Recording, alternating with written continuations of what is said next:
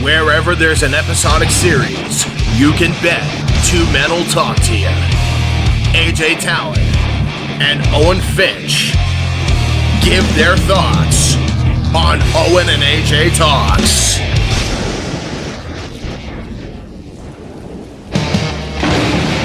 What's going on, everybody? Welcome to Owen and AJ Talks. I'm Owen Finch, and you are AJ Talon, and this is our Season 1, Episode 1 review of Danny Phantom. How weird does it feel, by the way? I think this is the first time in like a long while since like pre-pandemic where even though this will be coming out on different days and probably a different week, we're recording two videos pretty much in the same week. Yeah, I know, right? That's been rare. We didn't get two videos done in like a whole year, not too long ago. Yeah, so I think that's improvement right there. This might be the final video we make too before you go back to school. So, it most likely will be. But yeah, let's just get right into it. So yeah, we're covering Danny Phantom. This is the last of our season premieres that we did. We did Avatar recently, and then we did Ben 10, and now we're doing Danny Phantom. So yeah, I think it's kind of fun. So, of course, Danny Phantom has to stand on its own, but we will make comparisons. Because they're all like action shows aimed at boys. They all aired around the same time, and we grew up on them for the most part. You less so with Ben 10, but we both watched Danny Phantom as growing up, so we'll share that as like longtime fans of the show. Yeah, so this and will we'll be kind also of cool. probably talk about like future episodes in this, like comparing it. Yeah, and this. AJ has like an alarm set, so that way we don't whammo, because we're recording this late at night, and we whammed a lot in the Avatar, the last episode. We gave that one a pass because it was also a two-parter, and we recorded it 2 separate days, so that's why that video was so long. So right, but Danny Phantom, it's one episode, so we shouldn't be spending 3 hours on it. I hope so. But yeah, so. Again, it's going to be the same thing. We're just going to talk about the episode itself. We're not going to mention any behind the scenes other than who voice acts the episodes and all that type of stuff. We're going to do that when we do the season reviews. This obviously the show was created by Butch Hartman. He's we will talk about this now. As you know, with AJ and I's schedule, we were going to make a video where we talked about what's come out about Butch Hartman since he's left Nickelodeon and all that type of stuff. We just never got around to it, and there was just no point to making the video. And also, it's a little too drama-y for, our videos. I don't, give a shit about, making drama videos. Yeah, and I feel too, that enough people have made the videos about it where they have visual, photos about it and all that type of stuff, where it's easier to kind of see it that way. Also, too, it's years ago, and now at this point now where that stuff's come out, it's really no point in just talking about it. We're just That's how better scheduling is. It's it's been years since all that shit happened. Obviously don't approve of a lot of the stuff he did. But it's kind of a death of the author situation, separating the author from the work. Yeah, definitely. Even if the guy who made the show isn't the best person, Danny, I don't think you should, push Danny Phantom to the side just because the guy who made the show isn't the best person. Yeah, even and we're gonna say that when it comes to any of this stuff that we're gonna review type of. And also it's more than one person that works on the show: the voice actors, the animators, the sound design. So many people put a lot of hard work into the show, and I think it would be unfair to just let one person ruin a show, pretty much. Yeah. I think there is going to be times where we're not going to mention stuff about that, but we will mention him when it comes to this show. But it will just be of what he did when it came to making this show and that type of thing. Nothing about him as a person. What he made and what other people made, et cetera, et cetera. So moving on from that. Before that, I want to talk about the art style because, we just reviewed Avatar and Ben. Avatar was very anime inspired, Ben all comic book inspired, and Danny goes more along the Ben route of being more comic book inspired.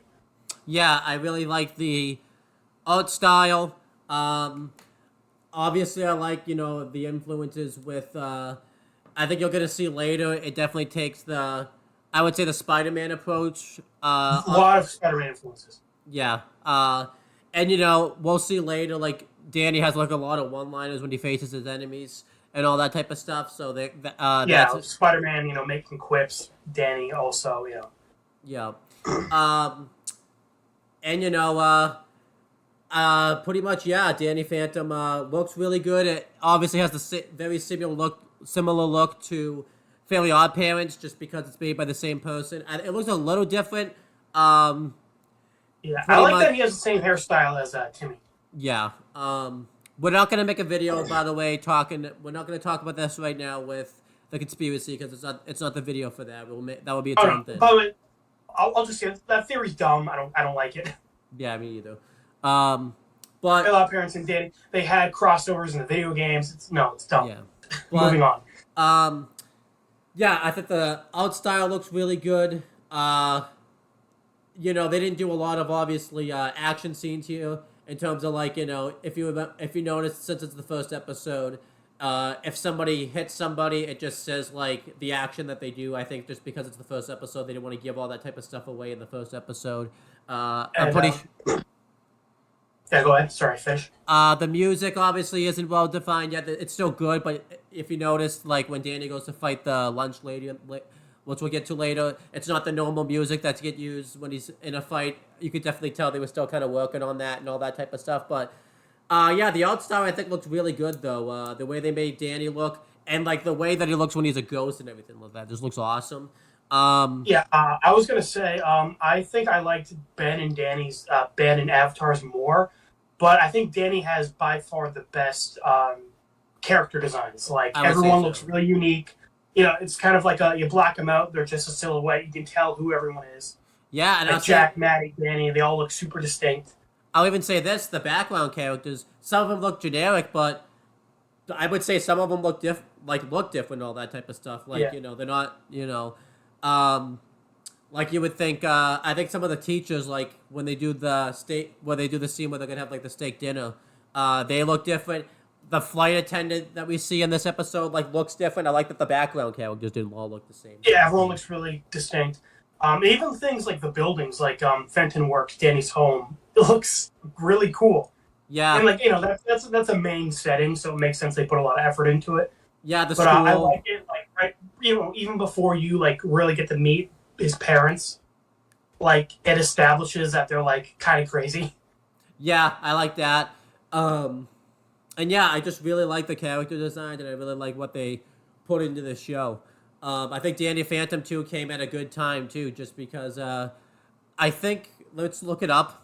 This episode of Danny Phantom came out on April 3rd, 2004. I think this came out right before Avatar did. Obviously, it came out before Ben 10. But I feel like Danny Phantom... And, I think another reason why it's good to make comparisons is because... Nickelodeon and Cartoon Network, for all three of those shows, were looking for an action show for young boys, and those shows were the ones that made the cut. So I think Nickelodeon, they all kind of are serving the same purpose. Yeah, I think Nickelodeon did get a little bit ahead of the curve because if you remember, My Life as a Teenage Robot came out. I think before that, it was I think that came out in 2001. If I had to guess. It had been out, I know, a little bit before, a while before Danny Phantom. That was good, I think, but I don't think it was connecting to the boys like they wanted because, it was a very much... Yeah, and, we'll talk about that eventually, probably. Yeah, but Danny Phantom was something they were looking for. Butch Hartman also wanted... I know we said we wouldn't go behind the scenes, but I think it's good to talk about this just because it's the first episode. Butch Hartman wanted to, Fairly Odd Parents was really successful. He wanted to do something new, so... He had this Danny Phantom idea that he came up with. Again, I didn't do the research, but I know of it because I've watched his channel. He's talked about this before. He pitched this to Nickelodeon, and they just basically gave it a shot type of thing. We'll go into more detail about it when I do more research on it. But I'm pretty sure that's the gist of it, what Butch Hartman wanted to try to do something new type of thing. Yeah. And, he started, writing out the character designs.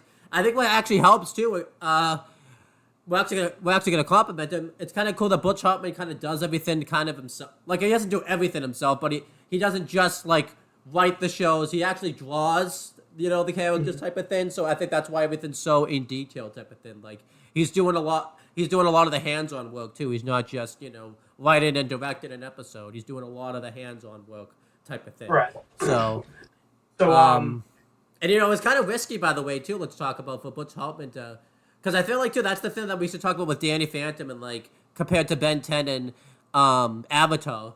Like Butch Hartman basically started a new show while he was still working on Fairly Odd Parents, his successor type of thing. Like that was kind of a risk to do that to start a. And then even though I like Danny way more than Fairly Odd Parents, like Fairly Odd Parents is the more successful project.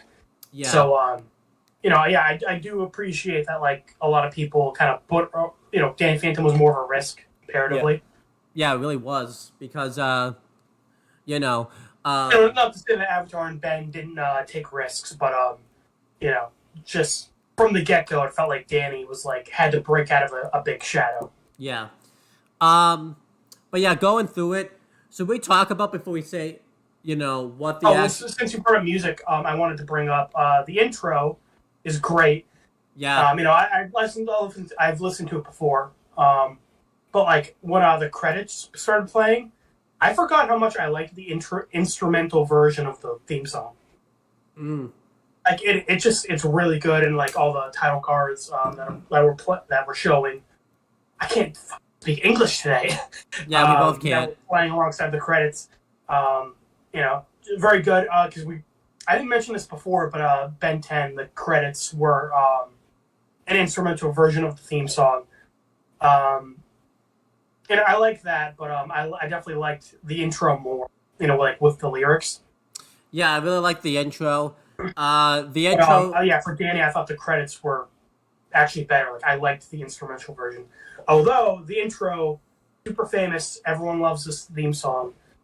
And the theme song is basically, like, episode 0. Like, it gives the origin of Danny. Because, as we find out in this episode, Danny's had his powers for 1 month already. I was going to get to that, too. So we'll just talk about the intro first, since, it's episode 0. We basically, after, like, the cold open type of thing, we find out that Danny's parents are ghost hunters, / I would say, like, ghost inventors type. They don't invent ghosts, but they invent, like, machines that hunt ghosts and all that type of stuff. They invent ghosts by murdering people. We call it a serial killer. I have not seen this episode since I was a kid. Jax said in the beginning of this episode he's never seen a ghost before. And I was surprised to me. I thought he had like been hunting ghosts for a while. Yeah, so that's like he at least had seen them.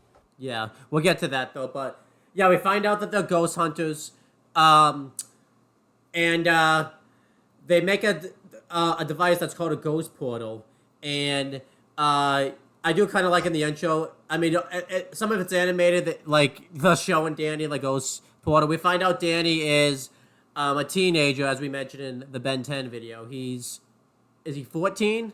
He's 14. He's 14. And that's pretty unique for a kid's show. Like Ben, Aang, Jimmy Neutron, Timmy Turner. Most, cartoons around this time were, 10 to 12. Yeah. Danny being slightly older is really interesting, him having to deal with high school and stuff like that. Yeah, they would definitely reach it. I would say, even though we weren't preteens yet, but they would definitely kind of reach it. I think I was 3 when this episode came out. I think they would probably reach it a little bit for probably that preteen, like 10 to 12 market type of thing. If I had to guess, it just also appealed to kids type of thing. Definitely more obvious because there's a good amount of adult humor in this episode I never picked up on as a kid. Yeah, but. Yeah, Danny's 14, which is pretty cool just because, I like the fact that he, he's still going through stuff like, type of thing, but he's like an adult, teenager type of thing. Definitely not an adult. Yeah, but teenager. To us, he was at the time, pretty much. So. Oh, yeah. When you're 3, everything seems like an adult. Yeah. So... Danny investigates the ghost portal, the inside of it, and he presses a switch, and it basically electrocutes him, and he gets knocked out for a bit. He wakes up, and he sees that he's now a ghost, and we find out that There's actually a He continuity. can walk through walls, disappear, and fly. That's actually a continuity if you think about it, because he didn't even know he could walk through. He didn't even know he could like turn invisible if you think about it until this episode. So that's a big continuity, by the way. No, he knew he could turn invisible. He just couldn't control it. Oh, okay. I always thought he knew. I always thought he didn't know, just because like, there's a scene where he does it, and like it. Well, later on in the episode, Mr. Lancer says Danny in the last month has broken like 30 beakers. Yeah, that's true. Like implying that like he keeps like turning invisible while he's like holding shit and like breaking it. That's true. But anyhow, yeah. So he disappears and flies, and then that really should have just been the intro, just because like, even though he has his powers a month, like that should have just been the intro, because the rest of the episode's like kind of about like what Danny would have to do as like a superhero type of thing. That's kind of weird. like the second half of the theme song is this episode. Yeah, so that's kind of odd. Again, I think. Yeah, I'm sorry. Go ahead. We talked about this off screen. The first episode really should have been Danny getting his powers, because it was just. I mean, again, we talked about that. Ended up being to Ben 10's benefit, because I think we would be we would have ranted about Ben 10 if about how it's a complete rip off of Danny Phantom and all that type of stuff. Like, if Ben 10. It started with Ben already having his powers, yeah. No, if it started with Ben not having his powers, but Danny's did, just because we would have thought it was a complete rip off. But yeah. This time it's to Danny Phantom's detriment. I just think it's kind of weird, because like you don't really know Danny as a character yet, and like it would have been kind of nice, because you don't really know why he wants. You never really find out in this episode why he wants to fight crime and all that type of stuff. So we kind of and like with Avatar, we see Aang as he gets out of the iceberg and he learns about the war. Yeah, and like we're in his shoes, not knowing like how everything is working in the world. Same thing with Ben. You're like learning how the watch works as he is. With Danny, I mean, like he still has like no control over his powers, but like again, you're already thrown into this like a month after he's had his powers. Like he like I think it would have helped seeing how what Danny was like before he got his powers. Yeah, and I think especially because in a future episode when we see him without his powers, like he's played for more comedy effect. Yeah. And I think we talked about that. Like, we both don't think Danny was definitely not that way. Like, prior to having his powers. Getting to see what he was like for a little bit, and then getting his powers. Now, I think the reason was because don't want to get bogged down by the origin. It's kind of like introduce the characters, introduce the villain, have fun. Like you got to hook the audience, and like they didn't want to waste time on an origin. But if that's the case, I feel like maybe have like a flashback a couple episodes in. Yeah, definitely. A flashback episode. I feel like never only having the origin and the theme song, and then like kind of in season 2, but not really, was a bit of a detriment. Because we really don't even get much of an episode in season 2. It's like the last probably 10 minutes of the episode, I think I would probably say. Like maybe 15 minutes. It's probably 15 minutes, because it goes to commercial break like before that. So, but since we're making comparisons to Avatar and Ben, I do like how the show, since we didn't get Danny's origin, built up to seeing Danny Fenton, become Danny Phantom. Like in Avatar, we're told about the Avatar multiple times, and then even though you can piece together it's Aang, like we don't actually find out. Like it's not said Aang's the Avatar until part 2.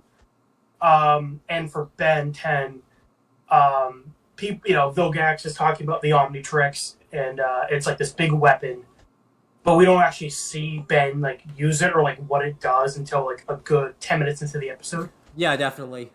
With Danny, like even though like a fight scene happens in the first 2 minutes, it's off screen. Like you don't like see him become Danny Phantom. Yeah. And then later on in the episode, when he's like phasing through stuff, he's still human, and you don't actually see him go ghost until halfway through the episode. So it's like builds up to it. Yeah, I think they build up to it really nicely. And they talk about in like the intro of it and all that type of stuff. They don't even really mention like that he's even a ghost type of thing. Like we just kind of have to know that he's a ghost type of thing. Like, oh, okay, Danny's doing something off a screen type of thing. Like they don't mention it until after the theme song and all that type. Yeah, they don't mention until he's in at the school with Sam and Tucker. We should say, but that said, I feel like they should have waited on the theme song. You brought that up. Same with Ben. Should have waited on the theme song until episode 2. I think Avatar did that the best, having a different intro for episode 1 and then the usual intro for episode 2. Yeah, I feel like Ben 10, I think, could have gotten away with it just because of just not having one since that was the first episode. If for Danny Phantom, honestly, the cold open could have just been the intro. You could have just done a commercial break type of thing and then just come back to it or something like that. Like, I don't think you needed to just do an intro. You could have just done like a break or like maybe the flashback or something like that. You know, that's your cold open type of thing. Well, since we didn't get an origin story, like I guess having the intro is like important. Maybe just but I feel like it kind of like kind of ruins the Danny Phantom reveal. Maybe because you already see what he looks like in the theme song. Maybe try to find a way to not do the Danny Phantom reveal type of thing, like, which is tough. But I don't know. I don't know. That's kind of like a lose-lose situation. Again, I feel like this could have been avoided if they had episode 1 be his origin. Yeah. Because this isn't even like a super important episode. Like it's more of like it's not filler, but like it's very episodic. Like we were talking about this off camera. Avatar and Ben both set up like pretty big like plot points and villains. Where in this episode, the lunch lady doesn't matter. Like she's not really a big deal. Yeah, you only see her, I think, like a couple of times. Maybe she's never like yeah, and then she's like in the background from now on after this. Yeah.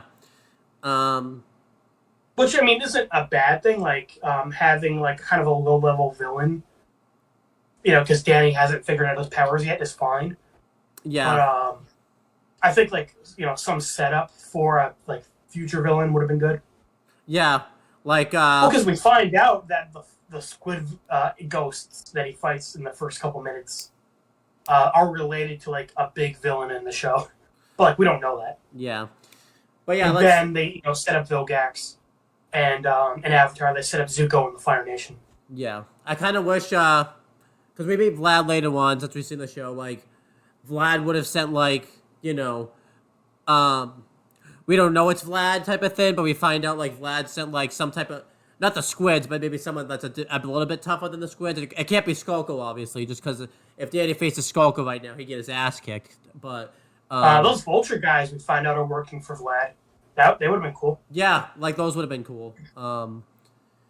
And like for the beginning of the episode, like I'm fine with the lunch lady. I'm neutral on her. I don't really care either way. She's fine. Yeah, but I think if we're thinking like it's setting up an origin, instead of having the flying guys be his first, villains would have been cool. Plus, it kind of it solves another problem that we're gonna get into with Tucker and Sam. Oh yeah, the whole like side plot for this episode is it's something. Yeah, but anyhow, let's we haven't really talked. Let's talk about the episode. Well, we set up. We did a lot of setup, but anyway, we start off at Fenton Works in the basement. Jack's kind of just lecturing Danny and his two friends, Sam, the goth girl, and Tucker, the tech guy. Yeah. About ghost hunting. Funny enough, Danny's like first line is like, because Jack is like, so you kids want to ghost hunt? And Danny's like, actually, I want to be an astronaut.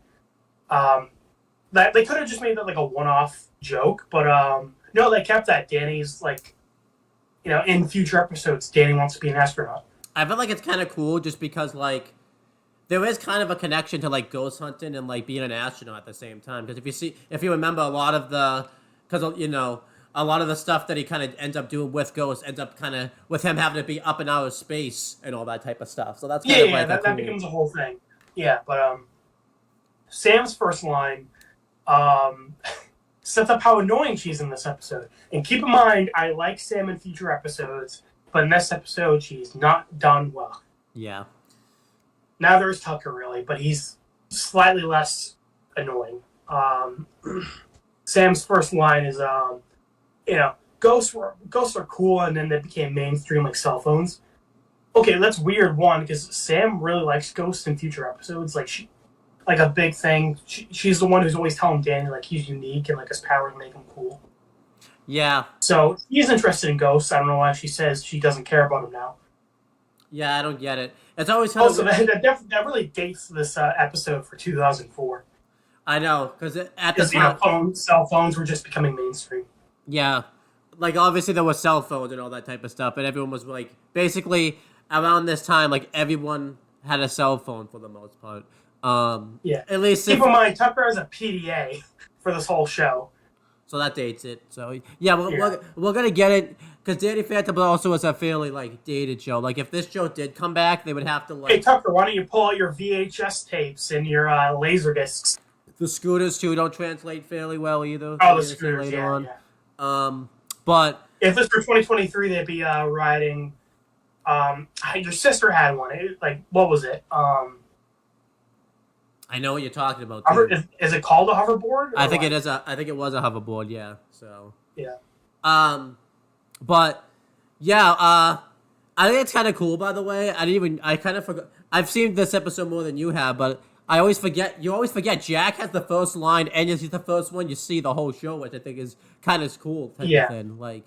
Because he's the one who explains, the premise that like ghosts are real. They're ghost hunters, and they like invent ghost tech. Yeah. But like he's kind of bad at it. Yeah. Well, like they're really good at it and they make useful stuff, but they're like also incompetent and they like can never figure out that their son's a ghost, and like a lot of their stuff like malfunctions all the time. And then as we find out, sometimes they end up making stuff accidentally that helps benefit ghost type of thing. So yeah. But yeah. The first, two ghosts show up from the ghost portal that they have in the basement. So that establishes that there's like a ghost world. I don't think they call it the ghost zone yet, but there's like a portal to like a ghost dimension. Yeah. Two squids pop up and like kidnap Sam and Tucker while Jack doesn't pay attention because he's talking about how he's never seen a ghost. Meanwhile, there's a whole ghost fight happening in the background. It's pretty funny.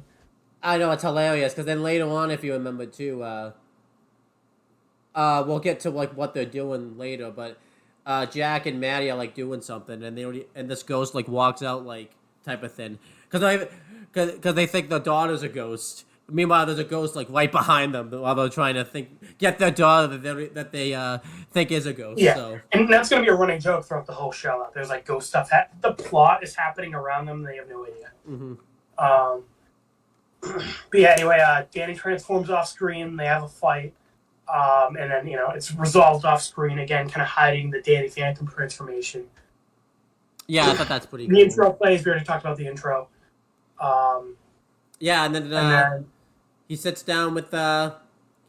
We see the next day he's like having breakfast, and Danny can't control the fact that he's going invisible. His hand just goes invisible while he's eating cereal.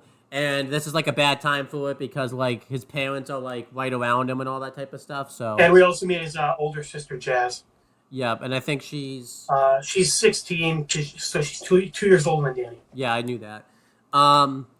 They're making this device. Matt even says that becoming a funny line. This is when we meet his mom too. By the way, we should mention that. By the way, too.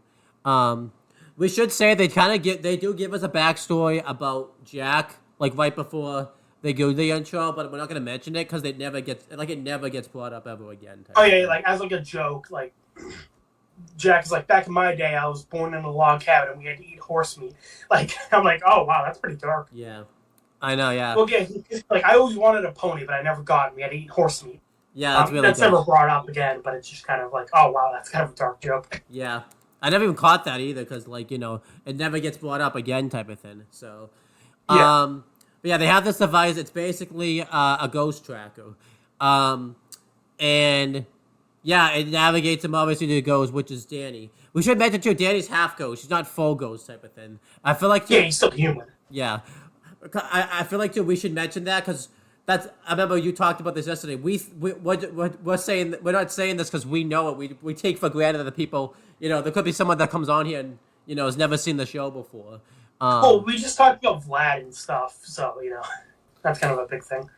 But I'm just saying, like, a lot of we take for granted, like, someone could just stumble across this video and but yeah, Danny's half ghost type of thing. But yeah, so Danny. Yeah, from the intro, like, we find out, like, an experiment made him half ghost. Yeah. Danny's about to tell them, because they think that Danny's parents thinks that the device is just glitching on them, pretty much. But yeah, Danny's about to tell him that he's half ghost, and Jazz basically. Yeah, he's coming out of the closet. He's gonna tell his parents he's gay. Jazz, that would have been hilarious. Jazz pretty much actually is the one that actually prevents him from doing it, and she doesn't even know like he's a ghost or anything like that.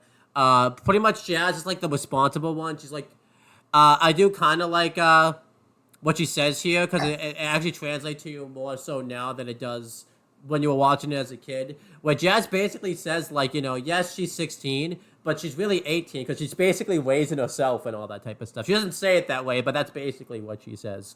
And she basically says, like, Danny doesn't really have, like, a nurturing family and, like, a normal family. And she basically just offers to drive Danny to school. So this is what makes Jack and Maddie think that Jazz is a ghost. Just because, Jazz, she off to drive her little brother to school. And I did think that was funny just because the device told them there was a ghost right in front of them, and that wasn't a miss. But the daughter. Well, yeah, I think the joke is that like they'll think their kid is a ghost, but like the wrong one. Yeah, because I'm glad they only did this once. By the way, it would have been annoying if they kept thinking Jazz was a ghost type of thing. Like that would have been annoying. Yeah. And but later on, we do find out like they are really good parents, like, and they love their kids. Like Jack was about to give up ghost hunting forever for Jazz. Yeah, we'll get to that later. Then the next scene. So I just want to bring that up because, like, even though they're stupid, like they are good parents. Like a lot of cartoon parents are really shitty. Yeah. But Jack and Maddie, even though they're like interesting, they're not normal. They do love their kids and they are like good parents. Yeah, I think.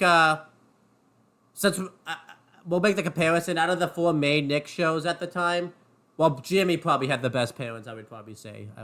Honestly, I mean, I like Hugh and his mom, but I like Jack and Maddie the most out of the 4. Yeah, but I would say like that was probably I'm saying out of the best parents, they were probably the best parents type of thing. Yeah. I mean, to compare it to another Butch Hartman show, Timmy's parents are easily the worst. Yeah, and then we never meet Aang's parents, and Ben's parents are kind of just like background people. And they are good parents, though. Yeah, I would say so. And then SpongeBob parents, you really can't compare because again, like background, we don't really see him enough. Yeah, and he's live in the house at that point, so But anyhow, it cuts to the next scene, and Danny's telling that Sam and Tucker. That he was like considering telling them just because like, he's not really even sure if he wants to have these powers. He's actually kind of telling them like thinking like maybe his dad can make him something that would that could turn him back into like a full on human if it made him accidentally half ghost type of thing. Yeah. Oh, by the way, you forgot to mention their school is called Casper High, obviously a reference to Casper the Friendly Ghost. Oh yeah, that's a pretty good reference right there. And this also is like a main setting too. I would say probably the 2 biggest main settings is probably Danny's house and the school, Casper High School type of thing. And Nasty Burger, I think later on becomes like a main setting, I would say. Sam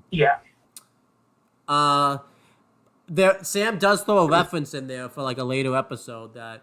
Did we ever find out the name of the town is Amity Park in this episode? We did not. I don't think they mentioned the name of the town. Okay, so we'll mention that whenever that's brought up. But yeah, Sam mentions like a line where like, where Danny's like talking about. It's meant to be I think this was meant to be a throwaway comedic line, but this kind of ends up sort of mattering in the show where like, Sam says, "What, my parents?" And she's like going off about how her parents aren't accepting. So why can't they just accept me for who I am? This obviously comes back because we find out like that Sam's parents aren't even goth or anything like that. So, and they're trying to change her and all that type of stuff. So that ends up, And then, we're talking about me and my problems, yeah. But this brings up the terrible B plot that happens in this episode. And this is why when we rank when we do the letter grade, this is why Danny Phantom probably is the worst premiere, because they throw in this terrible B plot. Compared to Ben and Avatar, we should specify. Yeah. Like, we still like this episode. It's just out of the 2 we reviewed recently, it's probably the weakest first episode. But yeah, do you want to talk about the terrible B plot that gets set up? That's really only there to set up the villain. Yeah. So, obviously Sam's the goth girl, and we also find out she's a vegetarian. But Tucker really likes meat. And this is brought up because Tucker sniffs Dan. He's like, "Oh, hey, you had a burger last night." And Danny's like, "Wow, that's impressive." And Sam's basically like, "Sorry, Tucker, if you like meat, you're gonna not like what I did." And it turns out that Sam changed the school menu, that now everyone's eating really shitty vegan food. Mm-hmm. And it's exaggerated vegetarian food, obviously. It's literally grass and mud. Yeah. And this made Sam so unlikable because, nothing wrong with being a vegetarian. But and it's funny, this didn't bother me as a kid, because I was super little. I didn't fully understand what being a vegetarian was. Not even besides not eating meat. Yeah. But Sam's forcing everyone else to conform to her diet, which is super shitty. And not even that. She it's shown that everyone hates it. Yeah. Not even that though. She rubs it in Tucker's face too, type of thing. Yeah, Tucker's crying. He's like, "No, my cheeseburgers," and Sam's like, "Ah, sucks to be you, bitch." Yeah. I should feel too I don't know why they gave Tucker this character. He always has me type of thing, but never this aggressively. This should have been the episode where it was. I mean, I remember in future episodes he really likes meat, so still pretty in character. But not this. I feel yeah, not this much. Yeah, his whole character in this episode is basically he likes meat. Yeah, mainly because of the plot.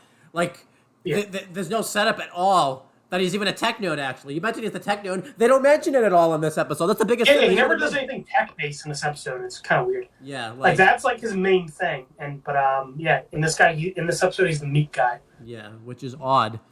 I guess they do set that up later because if you remember, that's a thing. It was a one-sided story type of thing, but still, it was odd that they didn't. Oh, we forgot to mention a big thing, by the way, that was in before the intro. We saw the Fenton thermos for the first time. We forgot to mention that. Yeah. Oh, yeah. Well, I was going to bring that up when it's more relevant. But, yeah, it's one of Jack's, failed ghost experiments. It can trap a ghost in it. Very clearly a reference to the Ghostbusters, where they suck up a ghost with their vacuums. It's a super thermos that sucks in ghosts. To be honest, and also in the intro, it wasn't super important, but we see when a ghost is nearby, Danny breathes a cold, blue breath. Oh yeah, it's the ghost sense. Clearly a reference to Spider-Man's spider sense that warns him of danger. Danny's warns him of ghosts nearby. I like that. By the way, I'll bring them up while we're already doing this. A lot of Spider-Man references. Obviously, Danny being a teenage superhero that got his powers by accident in a lab experiment. Yeah. Clearly a reference to Spider-Man getting bitten by a radioactive spider. Yep. Not wanting the powers at first, or using the powers for his own advantage. Spider-Man's bully Flash. Danny's bully is Dash. Yeah, we'll get to that. Yeah. Obviously Spider Sense, Ghost Sense. What else? Danny Phantom has really cool title cards that are meant to be a comic book cover. Yeah, that's cool. This one was all right. It was Danny Phantom in Meat Mystery, and it's Danny flying through the meat monster. Yeah, I thought it was pretty good. It's all right. I thought it was a little generic, but again, it's the first episode. Yeah, it's the first episode. But yeah, going through it, I will say, by the way, too, Might be an unpopular opinion, but I like the Fenton Thermos better than the Ghostbusters thin. I think the Fenton Thermos is just more convenient type of thin. You know. Well, I never really watched Ghostbusters, so I like the Fenton Thermos more too. There you go.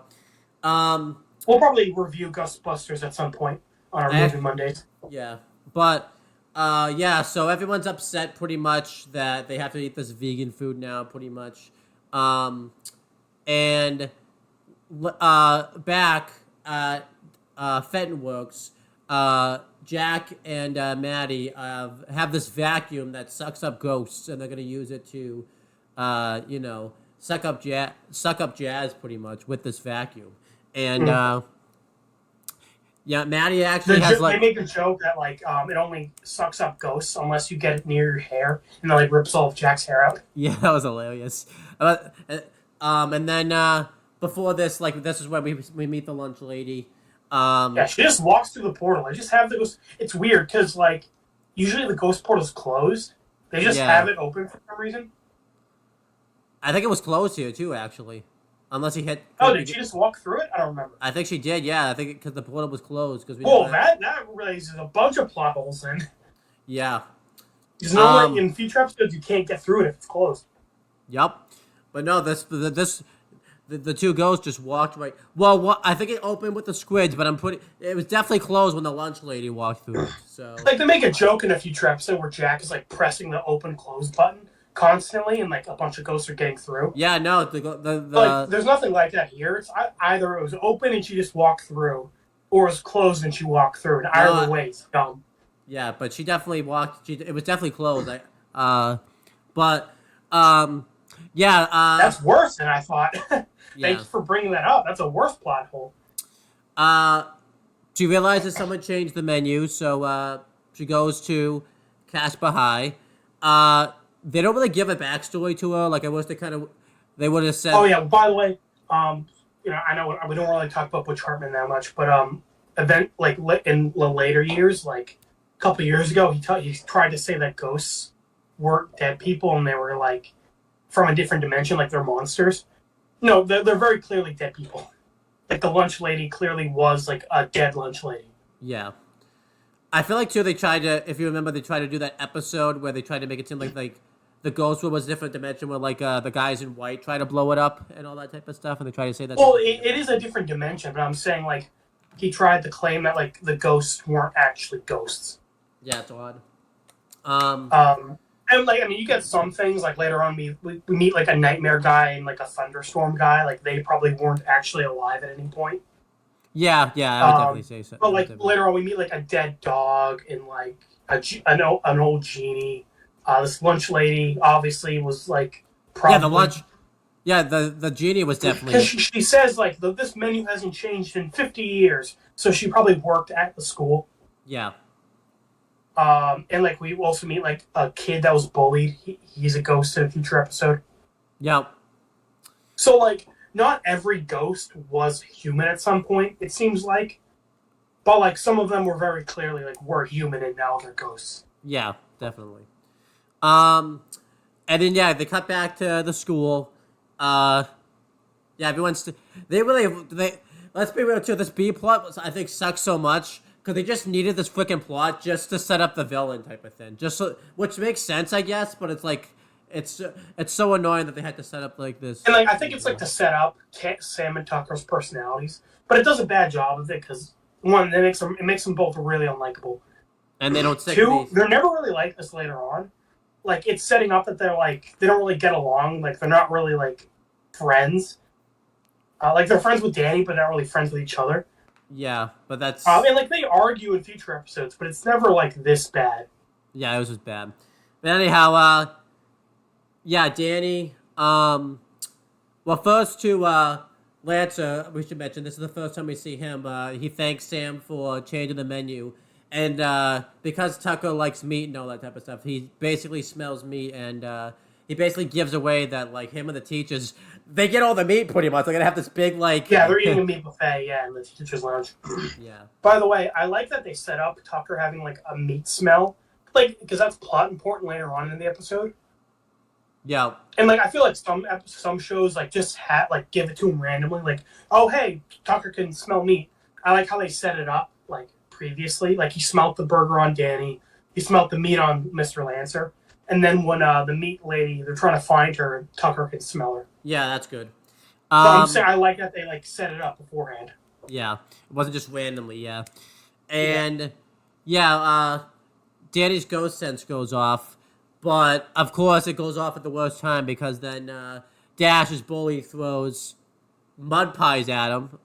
I think that's what it is. I think they could. I really like this joke. So Dash shows up and he's like, oh, this is literally mud off. Like, oh, he said, I asked for a mud pie and they gave me mud off of the ground. And it looks like mud off the ground. Another dark joke Dash grabs Danny by the collar and he's like, these are the best years of my life. It's all downhill for me from here after this. And I have to live my glory days eating mud.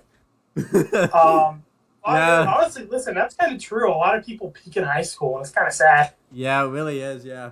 And then I like how he's like self-aware of it. He's like, these are like I peaked in high school. This he knows he peaks.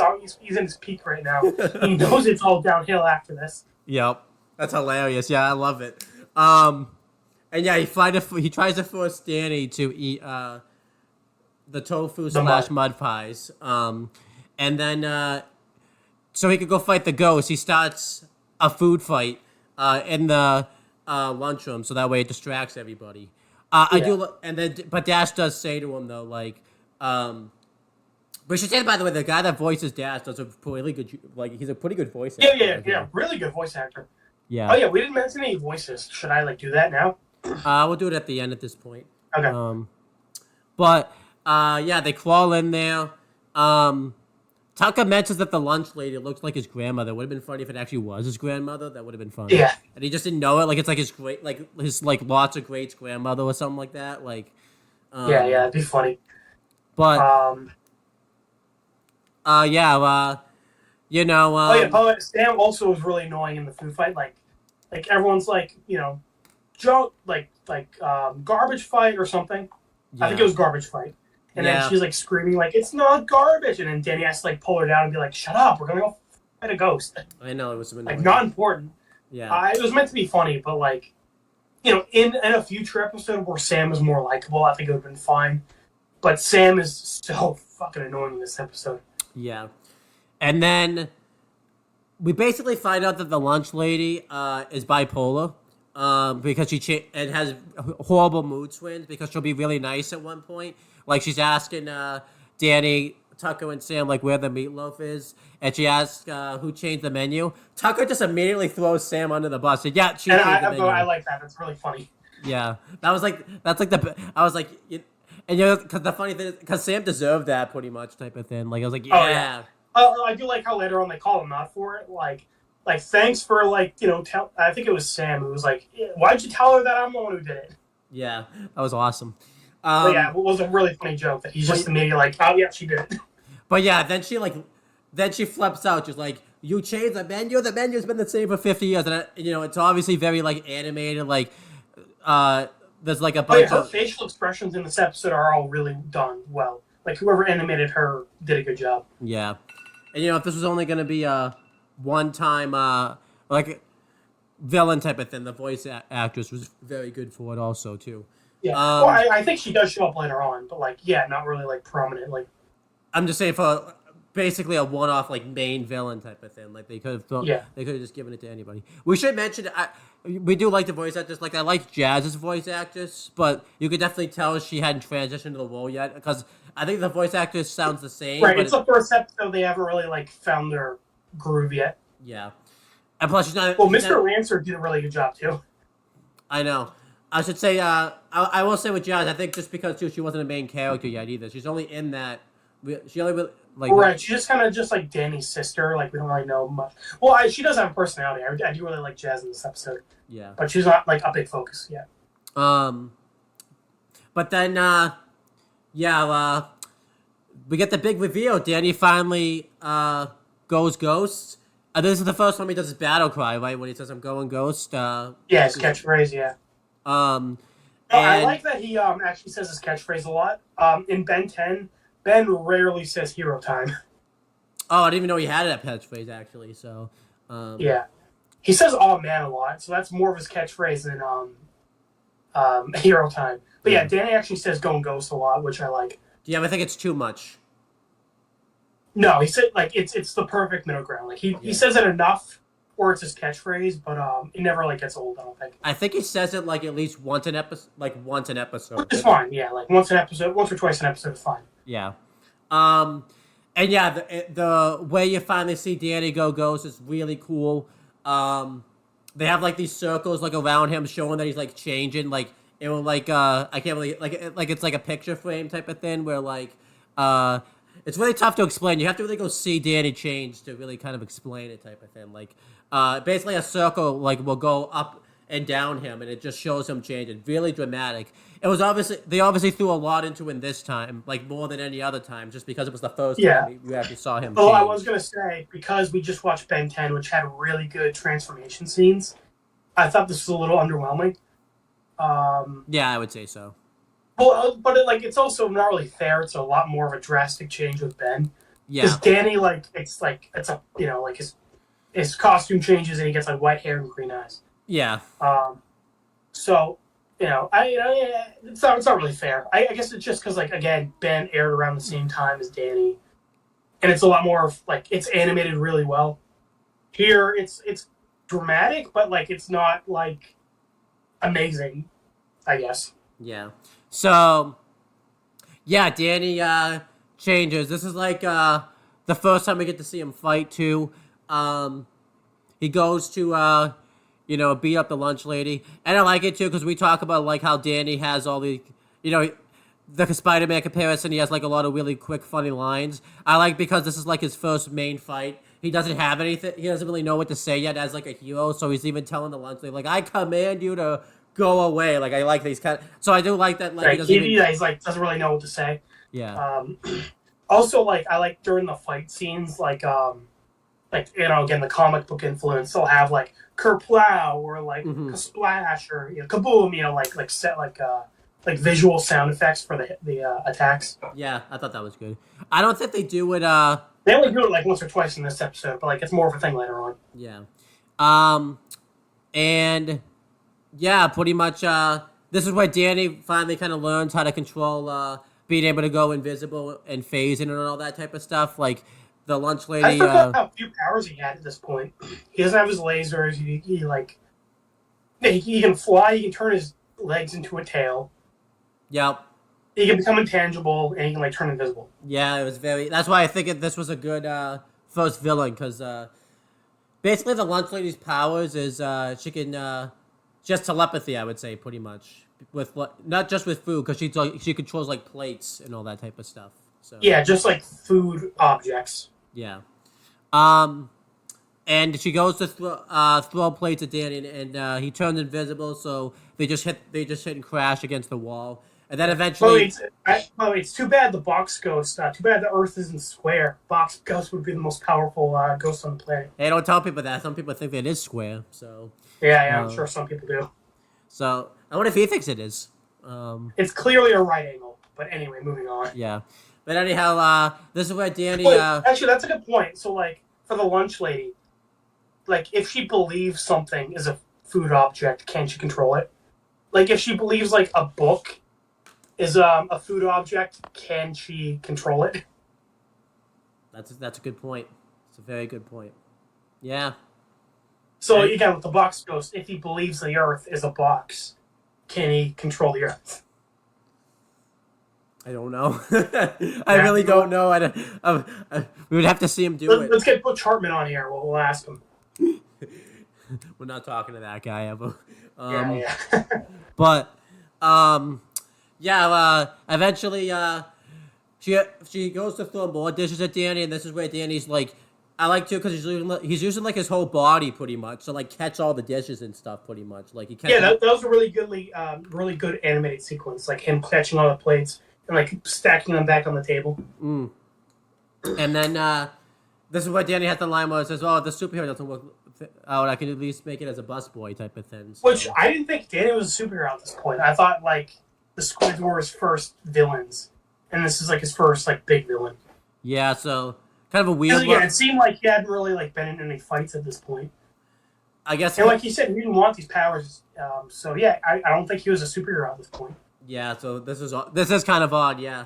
But yeah, eventually, Danny does this cool thing. I think it's like one point when the lunch lady goes to throw like more silver and stuff at him.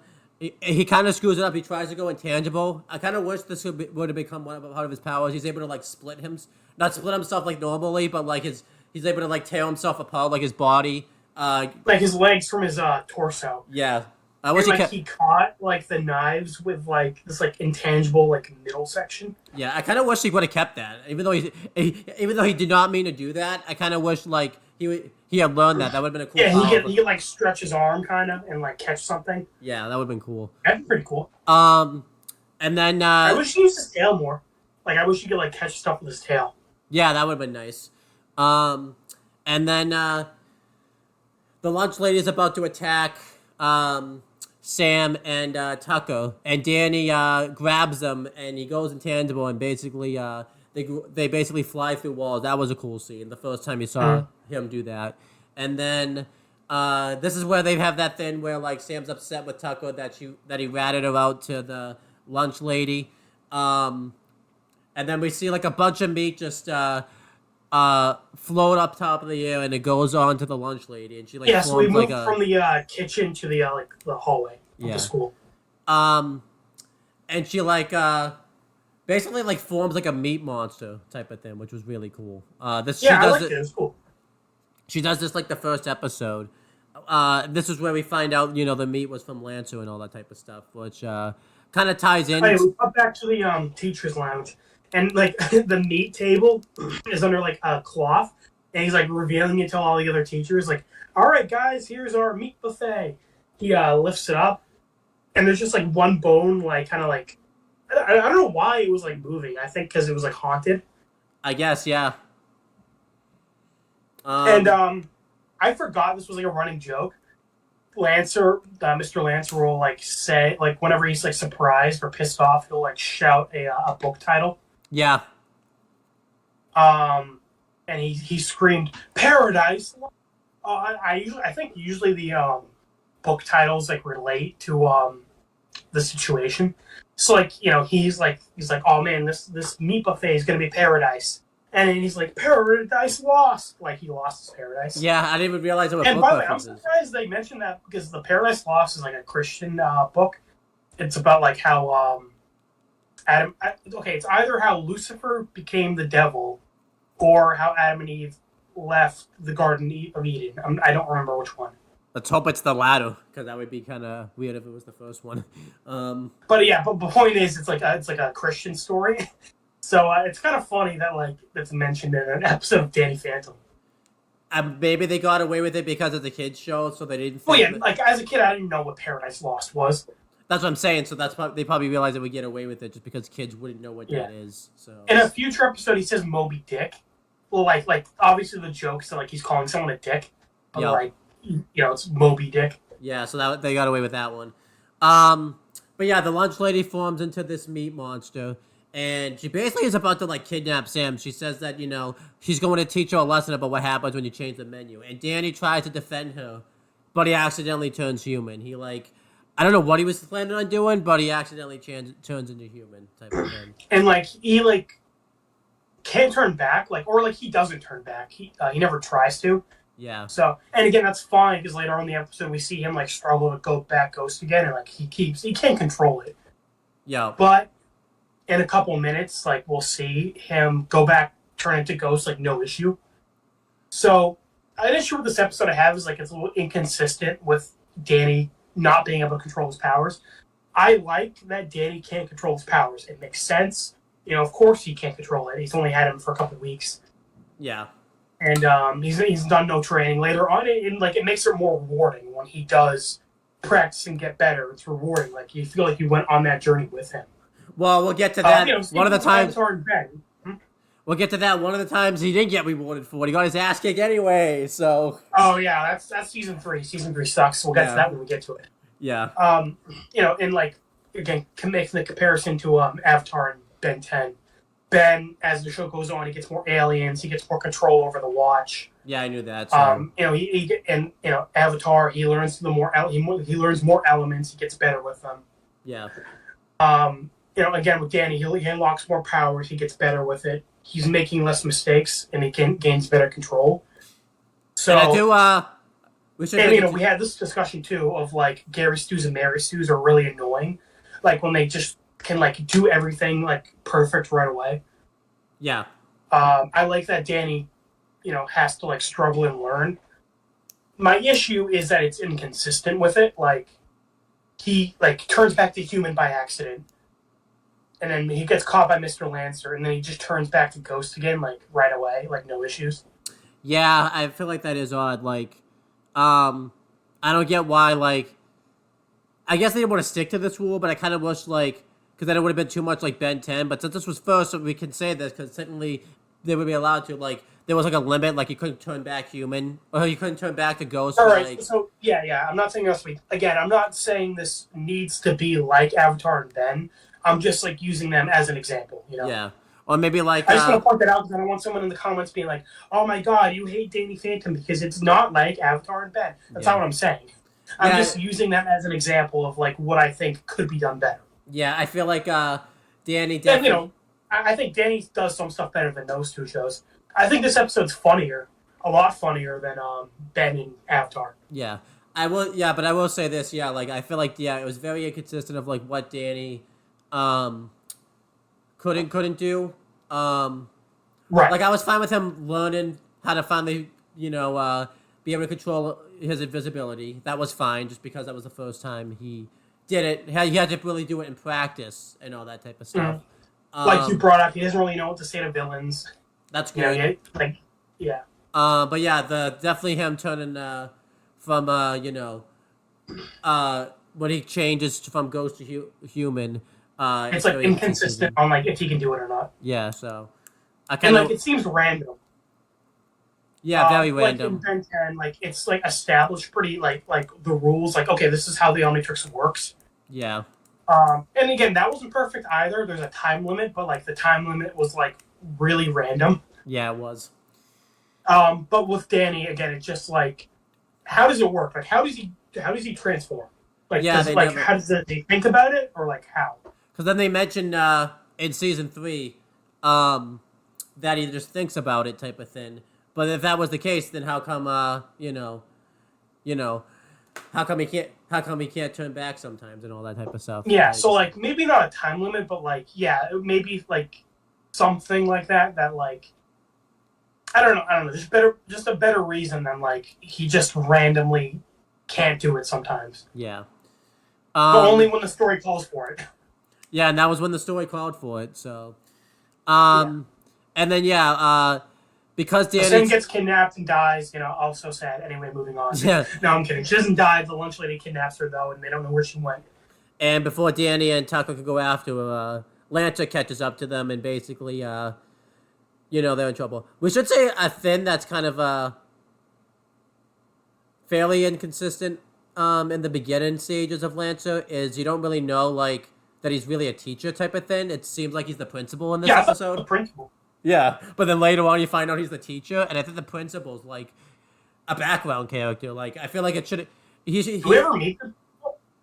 Like one episode, I think. But I felt like he either should have been the teacher. He should have been like the principal. I feel like that would have made more sense. Maybe Well, like in a later episode, he's like Danny's taking a test for his class. Yeah. So I don't know. It'd be odd, but. Anyway, and we find out like Dash snitched on them. And like Danny, and he was like told you get paid for it. By the way, this kid would not be the most popular kid in school. Dash is a snitch. Everyone would fucking hate this kid. Oh yeah, Danny's the one that's hated. Pretty much, this is when we find out like their permanent records, what's in them, and all that type of stuff. We find out that Tucker is a bit more mischievous than Danny is. I liked this joke. It was like he said like, "Oh, Tucker's been late 30 times," and he's often been found loitering around the girls' locker room. Yeah, and he waves at Tucker made a smug face, like implying that he's like peeps on the girls. Yeah, that was hilarious. And then. Yeah, this is where we find out that Danny doesn't get in. Like, this is basically Danny's like first offense, even though he's been like dropping. Yeah, and like we beakers. find out like he broke like 30-something beakers, but like obviously that's because like he keeps turning invisible and like breaking stuff. Yeah, and we find out like he's not allowed to handle that type of stuff anymore, type of thing. So Yeah, I like to make the joke that like he's not allowed to handle anything breakable for the rest of his life.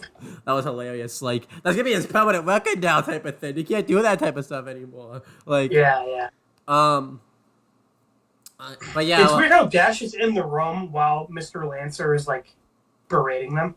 going over the permanent records too. Like, you know, that wouldn't happen in real I life. do like the joke out though that like Danny's like, "Hey, Dash started it," and then but Mr. Lancer's like, "Yeah, but he's like the school football star, so he's not in trouble." You know what the funny thing is? I used to hate that as a kid. Like, it didn't make sense. He didn't get in trouble, but when you watch it as an adult, it actually kind of makes sense because he's Yeah, the it's one. kind of true. Yeah, no, definitely. The like athletic kids get special treatment. I see this as someone who's on the football team and sucked ass at it.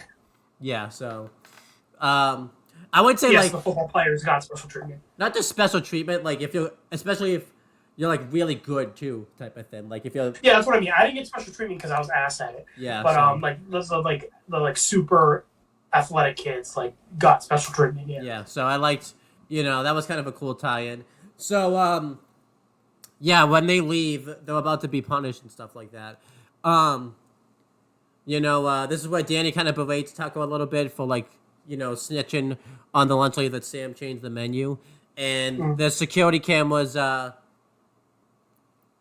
just say the principal's office, because I think it's Yeah, we never find out what room this is. Yeah.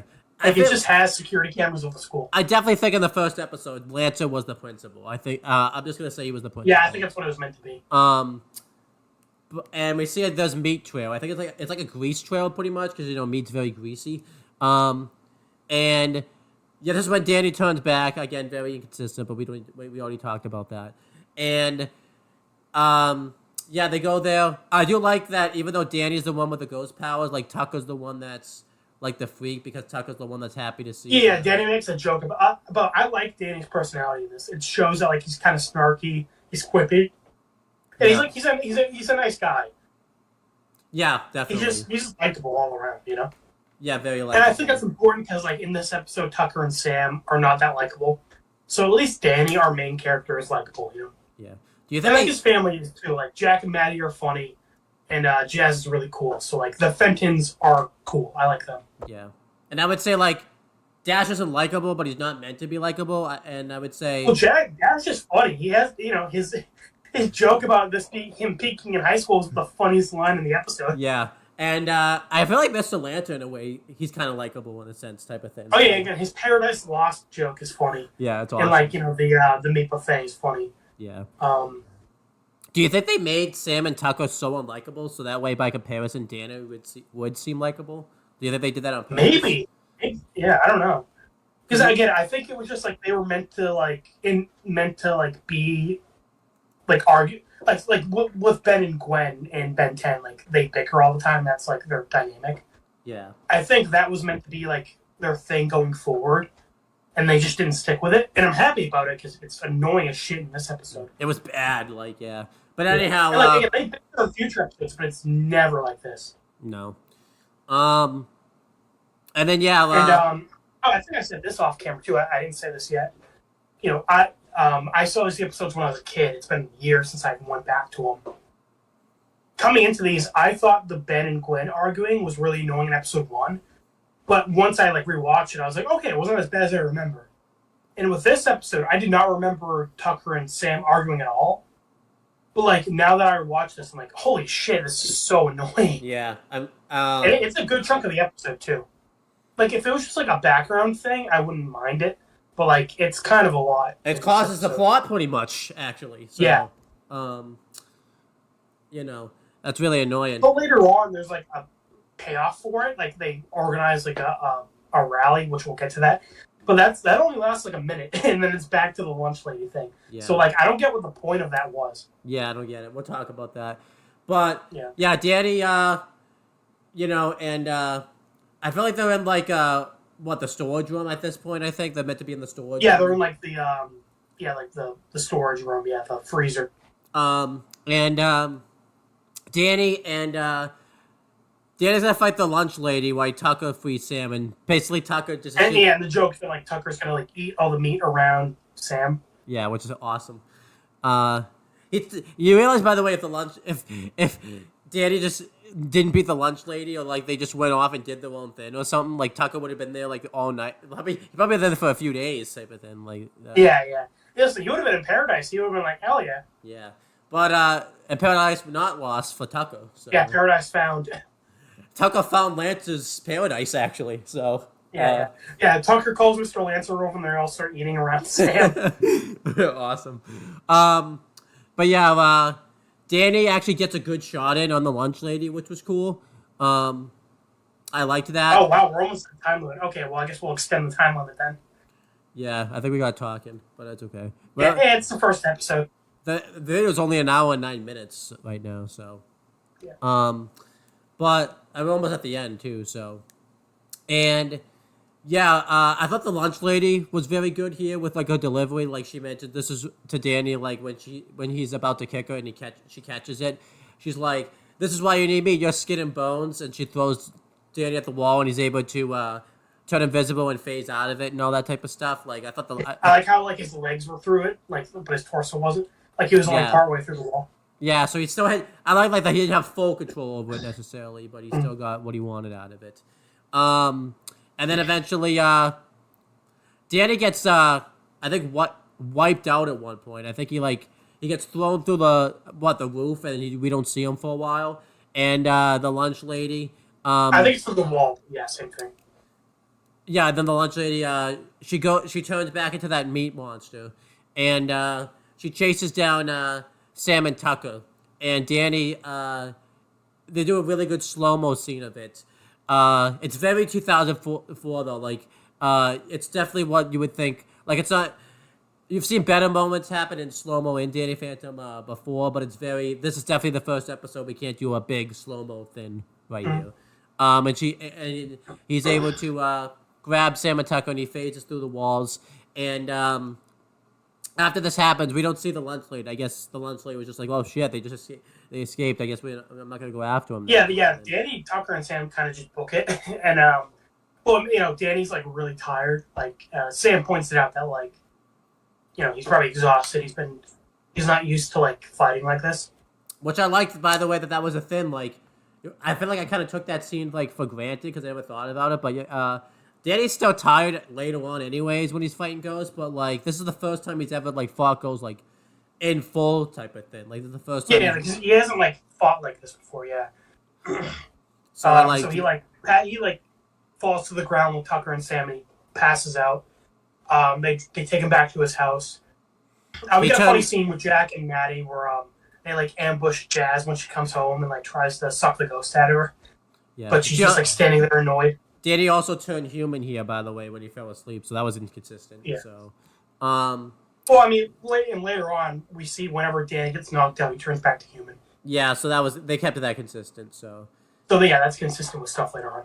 But continue talking about the next scene. And so Jazz gets home.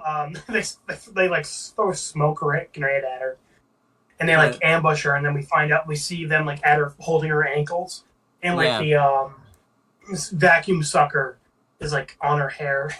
Yeah. And she's pissed off, and then she's like, "All right, this is so going in my memoir." Like she's basically writing a diary about how much she hates her parents. Which is hilarious. But yeah, Tucker and Sam drag Danny up to his room. And Maddie's like, "Oh, that's weird." And Jack like looks over at Jazz, and he still thinks that Jazz is the ghost and not Danny. No, actually, I think it's the opposite. Jack is the one that's thinking it's weird, and Maddie's like, "Jack, Danny is not a ghost," and he's just like, "No, you're right, Jazz is." So it's like Jack actually. Oh yeah, so yeah, he thought about it for a second, and then Maddie was like, "No, he's not." Yeah, so that's funny. Yeah. And then Danny wakes up in his room. This is our first time seeing his room, by the way. Yeah. It's only like a second, but still. I feel like we see his room. I do remember we see his room a lot, but I don't think it's not a main setting, I would say. Like, he doesn't spend a lot of time. We see a lot, yeah. It's in Phantom Works, yeah. Yeah, but I don't think he doesn't spend. We don't spend like a ton of time in there, like in an episode. Well, it's usually just like a spot where like the trio can like talk about whatever's happening. Yeah. But I would say like if I because like sometimes like they go down to the basement and like Jack and Maddie will come down or something. Yeah, but I would say like the main setting probably in Fenwick probably is where the ghost The pool lab. is, the basement. Yeah, the lab. Yeah. And then like we also get a lot of like the kitchen and stuff. Oh, and Yes. also like later on in the show, like the observatory, like the top. Oh yeah, I they don't That's call like it. later on that. Yeah. The living room a little bit. And then that's it pretty much. Yeah, we don't get too. They do a much. lot of I mean, scenes actually. They weirdly enough they do a lot of scenes on the roof actually, like just on the roof if you remember. Oh yeah, I forgot they even like could go up on the roof. Yeah, they can. I thought they have done some scenes on the roof, so because that's how you get to the observatory, I think. So. Oh yeah, for Fenton Works, like what do you, like as a main setting, what do you think of it? Yeah, I really. Because Fenton has like the RV. I like the RV. It's a very small space. But like it's nice. I guess Avatar's main spot is Appa, like on Appa's back. On the moment, yeah, and out of the three, I think I like Fenton Works the most. yeah, I would say so. Like, I do like the Rust Bucket, but I like Fenton Works more. wow, shitting on Appa right here. Like, what did he ever do to Yeah. you? Like, Well, I mean, listen, what is there to do on Appa's back? Aang jumped into clouds, so Yeah. Oh, well, great. Aang can fly around, but Sokka and Katara can't. but anyhow, If I had to pick out of the three, I would not want to be on Appa's back. I do not like heights. I don't blame you. So all I think is I move around a lot while I'm sleeping. Imagine like you're moving around while you're sleeping, you wake up, and then you're like facing the ground. Like that shit's horrifying. Not even that. Imagine you blow off his back by accident too. Like, Oh yeah, Appa moves around a little too much while he's flying, and your ass is done. I don't think you'd be going to the North Pole. I think you'd be. Oh yeah, I'd be an earthbender in that I'm 6 feet underground. Yeah. Anyhow, though, I would say I probably like Fenton Works the best. It's a setting that Really fun set. Yeah, really fun setting. And it just there's a lot of stuff you can like do there, type of thing. And I also like too because they expand on the setting too, type of thing too. Like it's which is Where cool. we don't even find out the name of the town is Amity Park, but like we get a lot of locations in Amity Park. Like it becomes like a good town. Yeah. Like again, to compare it to Nickelodeon towns. I mean, Bikini Bottom's probably the best because like it has so many episodes of SpongeBob. Mm-hmm. But like compared to like Retroville and Dimsdale, I like Amity Park the most. Yeah, I would say so. I feel like Retroville feels like a really Retroville's a lot. Retroville's a small town too. Like it's really not that big if you think when you think about it. Yeah, we usually get like the same locations usually. Yeah, like Well, it's probably because it's a CG show, so you have to like complete a whole new background. Yeah. If they want to go anywhere. And then Amity. With Amity Park, you get more stuff. Like the hospital, there's like a water park. Yeah. Nasty Burger. Well, yeah, that's a main one, yeah. I'm just saying for like Yeah. less used locations. And then I'm trying to think of less used locations that they use. Yeah, the hospital. Isn't the guys in whites like? Aren't they there at one Headquarters. point? Oh, the one place Valerie's dad works at. They Yeah. use that a couple times. I think he's been there a couple. Yeah, we've been there a few times. The mall. Yeah, they go to the mall quite a bit. Well, not quite, but like a few times. And then like they have a golf course there because that's where Danny meets his I have cousin. a column episode. Yeah. So yeah, we have quite a bit of like stuff there. The school. Mm-hmm. I mean, I know that's a main setting, but I like because Amity Park is like a city. Like it's not really a town. Like I think Dimsdale and Retroville are like smaller towns. yeah, they definitely are. Yeah, Amity Park seems more like a city.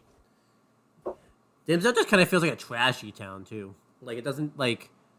It's not like a Yeah. good town. But besides SpongeBob, Fairly Odd Parents has the most episodes. Yet, like I feel like we get the least of Dimsdale. Yeah, I think it's just Timmy's house. I mean, a lot of they don't do a lot of stuff like really in Dimsdale. Like a lot of it's in. Yeah, whenever like anything, like again with Danny, like we're not counting like Vlad's mansion because that's in like Wisconsin. Yeah. But yeah, like in Dimsdale, yeah. Yeah, like I feel like if they go to like Fairy World or they'll go to like they'll poof to other places. They don't stay in. And don't get me wrong, Danny. Danny goes to, like the Ghost Zone and stuff. But I think, but for the most part, like it is in Amity Park. Yeah, definitely. I like that. Which is cool, because again, we were reviewing Ben 10 and Avatar, and those are like road trip shows, where like each episode is like a new location. Yeah. So Amity Park having like the one setting is interesting because compared to what else we're doing at the time. Yeah, you really kind of don't. And for a comic book show, makes sense because a lot of comic book characters have like a city. Like Batman has Gotham, Superman has Metropolis. Yeah. Like the Avengers, Spider-Man, Fantastic Four are all in New York. Yep. Yeah, that makes sense. So Danny having like being a superhero and having like his own city is cool, keeping with the comic book influence. Yeah, I like that a lot. So then Danny wakes up, in his bedroom, and I do like that Tucker makes a joke saying that like, he's been asleep for 4 days. Is that totally is something that like my sister would do? Both of my sisters would have done to me if I slept for that one. You're with the boys, and like they just fuck with you. Yeah. Although immediately Sam like starts being an asshole and like gets mad at Tucker. Like that's like it's a funny joke. Shut up. Yeah. And Tucker doesn't wasn't even that serious. It was like, how long have I been asleep? 4 days. What? Nah, just kidding. It's only been a couple hours. Yeah. I don't even think he would be alive if he slept for 4 days continuously. Like. I think you can. Yeah. Someone's got to like feed you water and stuff. Yeah, I'm saying if no one fed him water or anything like that. So. Well, yeah. If you just leave them and don't help them, yeah. I think it was very much implied that he was like left type of thing, like. Oh yeah. But, I really don't like the reason that Sam gets mad because she blames him. He's the one that gets blamed for like the reason that Danny was that title. It's like it's your fault that this happened. Yeah, no, it is 100% Sam's fault. Yeah, and I guess that's my problem with the episode with this B plot. If they acknowledge Sam's wrong, then it'd be fine. Or like they meet in the middle between Tucker and Sam, like they meet in the middle. Yeah. But like, nah, Sam's just like an asshole, and that's kind of it. Yeah. Like again, Tucker's kind of an asshole in this too, but like way less than Sam. Oh yeah, actually, he's only acting that way because Sam's being an asshole. Yeah. Yeah. So it's like, and then Danny's just kind of caught in the middle. Yeah, literally. But basically, they both want to. Tucker wants to try to change the menu back, and Sam says basically that she's gonna have to go through him to do it. So. And like, I thought Danny was going to bring up like maybe we should change the menu back because maybe the lunch lady will like chill out if they change the menu back. But no, Sam's like it's never brought up. So I guess Sam is like, I don't care if the ghost is going to kill everyone. I don't want meat on the menu. Yeah, that doesn't. Yeah, like I feel like too because they were running out of time. They wanted to do the action scene. It felt like they should have just cut the pep rally. They should have just just cut this. Yeah, because the pep rally lasts like a minute, and like it's weird. I think they forgot that the lunch lady was still around. You guys got to be hunting a ghost. I don't think you have time for this. Well, Danny even points out that like, how'd you guys organize 2 separate rallies in one night? And the reasons they come up with, I didn't even all that good. Like Tucker just basically. Well, I thought the jokes were kind of funny. Like Tucker's like, we meat eaters have the energy to do this, and Sam's like, well, we don't have to waste time cooking, so we have more time to prep. And I like, too, she also says that that they're always ready to, what is it called? Like, always ready to, like, make a rally or something? Yeah, make a rally, so I thought that was kind of, cool. Which that's a good funny joke because it does feel like I hate to say this, but it does always seem like they are ready to make a rally type of thing. It seems like they're always rallying at something. So I guess like a real world story. I don't know if they ever told you this. Our cousin Kate, she's a vegetarian. Yeah, I do. Apparently, when she was a kid, she was like really into it. She her and her friend went around like a store and like placed like stuff on like posters on like the dairy products, being like, they're abusing cows and stuff. Yeah. And her mom, Gloria, had to be like, okay, look, I know you're really into being a vegetarian, but, don't, like, make other people feel bad. Yeah. So then, like, you know, like that just reminded me of this. so that's basically what it was. Uh, and then Danny has to choose a side. Luckily, the ghost shows up though, so that was over. That was over in like 2 seconds, literally. Like, Yeah, literally. That's why I'm like, literally, what was the point of this? It lasted like a minute and a half, and then the lunch lady showed up, and then it's over. yeah, she destroys everything. Also, I'm surprised Sam got a rally because it seemed like everyone hated the new menu. Yeah, so that was odd. Like, I feel like they should have showed. Yeah, somebody. everyone hated the menu, and all of a sudden, when Sam wants to keep the menu, a bunch of people show up for it. Yeah, I don't get. Maybe it's not. Maybe it's people like outside of the school. People who don't go to high school and don't have to aren't being forced to eat it. Well, how else am I supposed? How else are we supposed to come up with this? Yeah, so, it's really just like an afterthought. yeah. And it's resolved super quickly. Danny's like, "Hey guys, make up," and they like hug to like cover Danny going ghost. But they're not really. Well, they are angry though at each other still though. Yeah. So it's not really resolved. It's just kind of like they put it aside to like focus on the ghost. Which I'm glad they weren't fighting while the ghost was like attacking people. Yeah, that would have been. That was good. But the point is, this whole B plot just felt super tacked on and like random. Like it just didn't feel important. Yeah, it just felt like the only reason it was there was just to set up, a reason for the ghost to be there, type of thing. Like we praised Ben 10, like not focusing too much on Gwen and Max to like establish Ben and the Omnitrix and like how the aliens work. Yeah. I think this episode would have been better if like save this for a different episode and like focus more on Danny and like his ghost powers and like the Fenton. Yeah, definitely. Like Sam and Tucker. Usually, I mean, like Tucker gets a pretty good episode with the genie in like episode like a couple episodes from now. Yeah, and I think Sam gets a pretty good episode next episode with the dragon. Yeah, that's a Sam episode, so I don't get So like why. yeah, just like save that for a different episode. Yeah, I don't get it. And again, too, I'm pretty sure that if I remember, Sam and Tucker by the dragon episode, because I think that's the next episode. They're not barely bickering all that much. Like, it's like it's really just like a this episode thing. Yeah, so I definitely think Like they bicker later on, but like it's really bad in this one. Yeah, I don't know why they decided to do this. Yeah. I feel like too it wouldn't be a bad thing if they had established if this wasn't the first episode too, like them bickering this bad type of thing. Right. Like it's basically like a first impressions are important kind of thing. Mm-hmm. Like it benefits that I was 3 when this episode came out. I don't remember not watching Danny Phantom. Like it's kind of just always been there for me. Right. So like I already like Sam and Tucker. So like coming back to this episode, like if I didn't have like the hindsight of the future episodes, I would not like Sam and Tucker. Yeah, we would probably be sitting here being like, imagine you watch this episode if you were 10 years old, like would you actually like them at 10 type of thing? Right. So like yeah, like the only thing keeping me invested in Sam and Tucker is like me knowing that like they're good in later episodes. Yeah, I'm just gonna because I'm gonna make a guess. I'm gonna guess that this didn't work, so they changed their characters like completely type of thing or something. Yeah, like, had to. Because there's no way, which I'm happy that was a change. But yeah, Danny goes ghost. Do you want to talk about the fight scene? Because I talked about. It's pretty good. The meat monster, the lunch lady, she summons a bunch of like little meat monsters. That's cool. We get a cool moment where like it's another slow-mo where Danny like squats and like kicks all the meat monsters around him. Yeah, that was awesome. And even Tucker points it out, like Danny's getting a better grasp of his powers. Yeah. Like he's making less mistakes in this fight than he did before. Yeah, I would say so, which I think that was good. I liked that,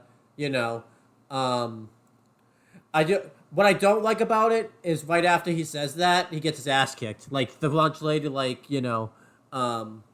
guess it was to show that he's not improved, but I just... Why have someone say a line like that? Yeah, like he still doesn't have it perfect, yeah.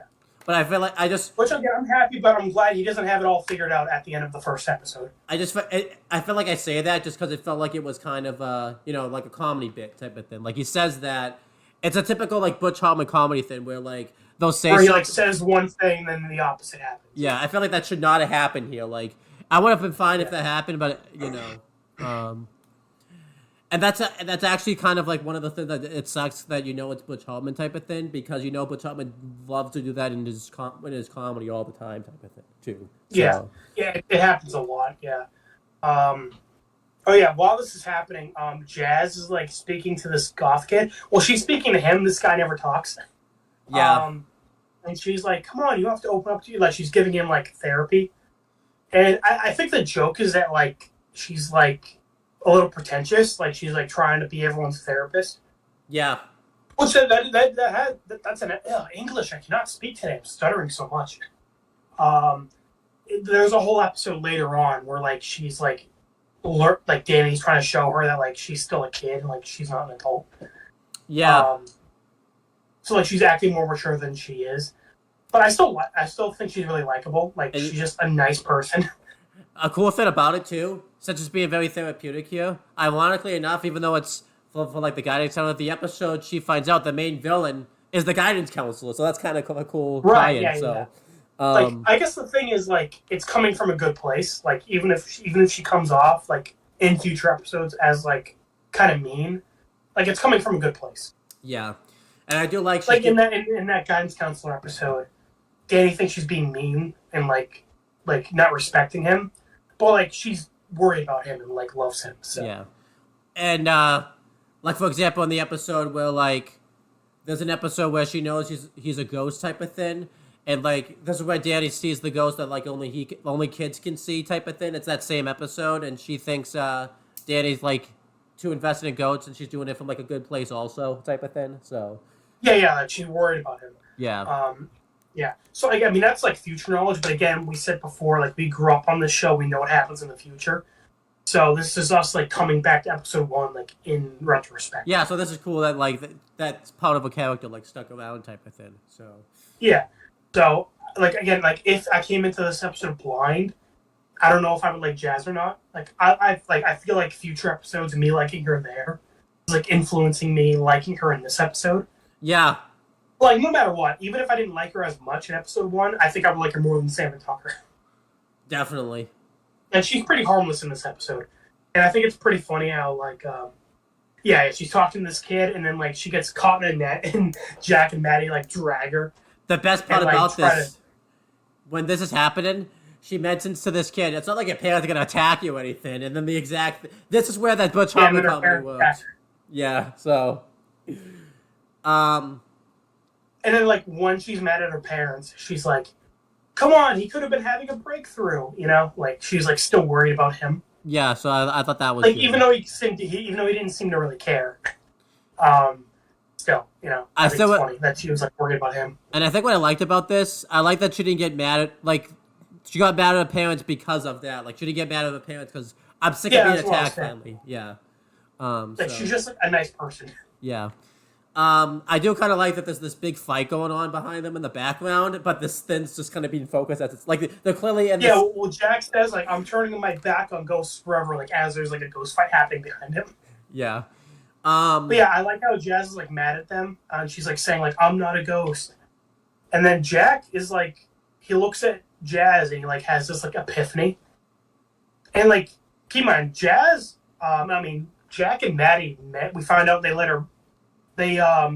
like started dating through their ghost hunting back in college. So they have been like ghost hunting for like 20 years. So like, and when he realized, and then like he's about to give it all up because because of what his daughter said to him. Yeah.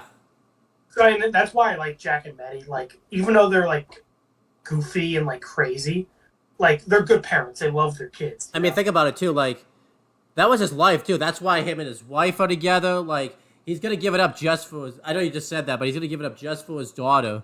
Because think about it, too. They would have had to start all over again, pretty much. Like, what would their relationship have been like? Yeah, he was giving up his life's passion, yeah. Like... But I noticed Maddie does not say a lot in this episode. Yeah, this is more of a Jack episode than, like, a Maddie episode. Yeah, which is fine, focus on one at a time. Yeah. And then, But, I feel like too many... It is funny later on when he does see a ghost. He's like, ha! Jazz, I was right. This is actually a big scene. Like, because it's not... If you remember, because Danny, turns into a human by accident. And he's fallen like he's about to like he like went up to like the sky type of thing. And he like fell. Oh yeah, well yeah, this is like a big moment. So like yeah, Danny like turned back to human by accident, and like a bunch of meat monsters like picked him up. Yeah. And like we're like taking him up into the air. I don't know. I think they were planning on dropping him and killing him. Yeah, I think they. So that's why like if Danny didn't change back, he might have probably would have just splatted. Yeah. You know. Yeah, it wouldn't have been meat on the ground. It would have been his blood. Yeah. So Danny changes back, and he phases through. Yeah, it's a pretty big moment where he's like, change back, and he actually does it. Again, it would have been better if like it was more consistent, like and stuff. Yeah, that's it. Yeah, like yeah. But it was still good. And then I think at this point, this is when Jack throws the thermos, like it lands where Danny is, like and he's like, yeah, how am I gonna get the thermos to work? And then he changes and he phases through and tells Jack thanks for the thermos, and this is where Jack's like, the scene that happened where you happened. I always thought this was right. I always thought this was a comedy bit until I watched it today and was like, wow, this is a big scene in the show. Like, because Jack would have given up ghost fighting. Well, it is comedic, but like, yeah, it is pretty important as well. Yeah, because if this didn't happen, like Jack was gonna give up like ghost fighting type of thing. Yeah. Well, again, like I said before, I think even though I like this episode less than the episodes 1 of Avatar and Ben, I think this episode in Danny Phantom as a whole does comedy the best out of the 3. I would say so, yeah. And Danny Phantom is legitimately like one of the funniest cartoons out there. It's not even like mainly a comedy, It's mainly like action. Yeah. Like it's still really funny. And yeah, Danny changes back into a ghost, and then this is a big scene. The lunch lady notices the thermos, and she's like, soup's not on the menu. Danny says, I'm changing the menu permanently, and like Danny's like basically trying to pull a Hail Mary here. He's like hoping this is gonna work, and he finally gets the thermos to work. I think he phases, which kind of was like, I think he has to do some stuff to kind of cause it to work. I wasn't sure how this worked. So he started glowing blue, and then the thermos started working. I thought like maybe he was like powering the thermos. That's what I thought too. But like, from what we see later on, it doesn't make any sense. So I don't know. I don't really know what was happening here. Yeah, I don't. It's a cool scene, but they didn't really. I feel like that's the one thing we should critique about Danny Phantom. They don't really explain. Plan a lot of stuff out. Like this should have been like a scene where like we'll just talk about it now first. So the lunch lady gets stuck into the portal. It's a really cool scene. This is probably the best. And it's very important later on because the thermos becomes like a big thing throughout the rest of the show. And Danny turns back human, and Sam and Tucker ask like, where's the ghost? And they say, taken care of. Like, this is where Danny should have explained, I put him in this thermos, and he should have explained, like, how he was... I mean, maybe Danny didn't know how he got it to work, but there should have been, like... There should have been an episode, like for the audience's sake, explain. Yeah, like with Ben when he explained to, like, Max, how the watch worked. Yeah, how the watch worked. There should have been Danny explaining to Sam and Tucker how the thermos worked, type of thing. Yeah, because again, it's one of those things where like we take it for granted because we just like know how it works because we've been fans of the show for so long. But for a first-time viewer, it's probably kind of confusing. Yeah, and then this is probably the thing I hated, probably the most of the whole episode, though. And we've ranted a lot about Sam and Tucker and stuff. Danny, first his parents come up. They're using the ghost tracker. And Danny's like, oh, you just missed him. So he basically, this was a big moment. Like, he actually doesn't even tell his parents that he's a ghost, which is a big moment. And Tucker's just like, you didn't tell him? And then Danny's like, yeah, I kind of figure out what these powers are for. And then Lancer comes up out of nowhere, puts his arm across Danny's shoulder. Danny's about to give this whole speech about, like, that'll set up the rest of his character, like, why he wants to be a superhero and, like, what these powers mean for him. And then, as he's about to give this whole thing... Mr. Lancer puts his hand on his shoulder and says, oh, hey, so you're still in trouble. Yeah, like... So, I get it was meant to be funny, but, like, again, that's kind of annoying because that's the premise for the rest of the show, like, why Danny wants to use his powers for good. Do we ever get this big speech of why he does it, too? Like, I know he does. No, I thought this was going to be, like, his, with great power comes great responsibility speech. Yeah. But, like, no, I mean... And again, we pointed it out earlier. But, like, we don't really get why Danny wants to be a superhero. Yeah, so This was the like moment. with Ben, we saw Y, and Avatar, we saw Aang kind of like accept that he's the Avatar. Yeah, and again, I like the fact but that with Danny, we don't really get that moment. I feel like too. I know in Avatar we don't get that moment of like why Aang wants to be the Avatar and all that type of stuff, but that would they did that that was built up to type of thing. Well, I mean, with Avatar, like it's kind of like an ongoing thing. Yeah. Like at the end of episode 2, Aang still doesn't really want to be the Avatar. He just has to. He just kind of accepted that like he has to be. Yeah, but and then like future episodes also deal with that, where like he ran away and he has to accept his destiny and all that. I feel like why Danny needed the speech. He had an opportunity to not be a ghost anymore. He had that chance, and he chose not to. We don't get to find out why he didn't want to be, and we needed that. Like, yeah, and all for and one, again, like it's because Danny's a big like inspiration as Spider-Man, and like you know his whole thing is great power, great responsibility. You know, sometimes being a superhero makes his life hell, but like it's, you know, he can help a lot of people, so he has to put up with it. We don't really get that moment for Danny. Like I don't think there was a moment in this episode where like Danny has that realization like he can do a lot of good with his powers. And I think too why it's bad too that they cut away from it. It was all for a comedy scene where like Lancer was just yelling at them to pick up stuff, and they're just like with my hands type of thing, and then Danny just like phases like the garbage can and sends all the stuff on like Dash type of thing. It's like you gave up Danny's big speech just to do a scene like that. Like again, it's a comedy show, but it's like really like yeah, like you know, if that was like the end for like a different episode, sure. But this is episode 1. You know, this is the first impressions for the whole rest of the show. And yeah, I do like the end though, where his like eyes flash green for a second and then end. Yeah. I mean, one thing that does tie in, though, I guess it was a good thing, just because this ends up being the tie-in. Like, Danny's powers do get Danny in trouble a lot. Like, it's the reason he doesn't do as well in school as he probably could. Yeah, that happens a lot in future episodes, I agree. But I feel like that could have... I feel like, too, you didn't really need a scene like... Like, you didn't need a scene like that at the end to kind of set that up. Like, this should have... Like I said, Danny should have been given a speech here, type of thing.